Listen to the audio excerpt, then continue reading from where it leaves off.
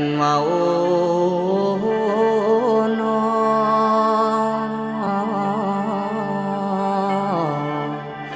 แก้วหน่วยงา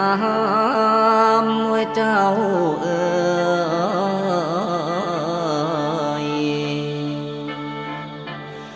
ข้าสิจากกล่าวตานสาธุการนี้แล้วแก้วมิ่งเมืองเอ๋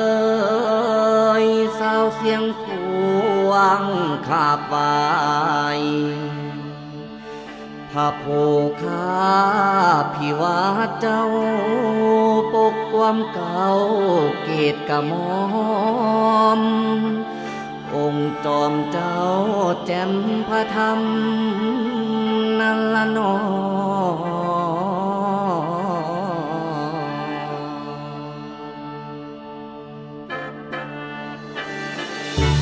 อิมินาสกาเลนะโภคาพิวัฒนะสุปฏิทิตังพุทธโภคาพิวัฒนังอภิปูชยามิสิริโภคานมาสโยมหาปุญโยมหาลาโภภวันตุเม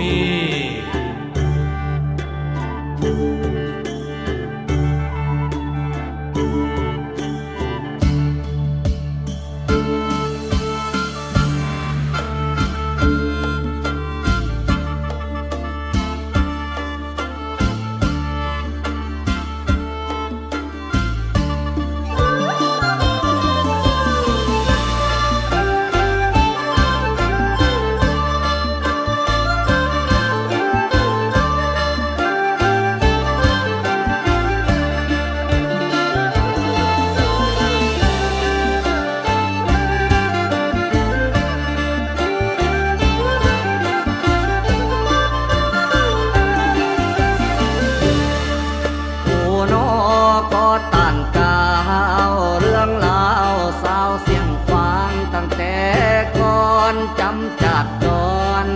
ทินทานเมืองบ้านเข้าสู่ไทยจากแก่นลาวฟังสายง่ายยางไหลหลังล้วนบ่ละพวนสู่อันโฮมกันว่าเลียนลายหมู่ลูกหลานก็ได้ควมกายคงนาทีเข้ามาที่วางสยามพักสุนเสาบนเนา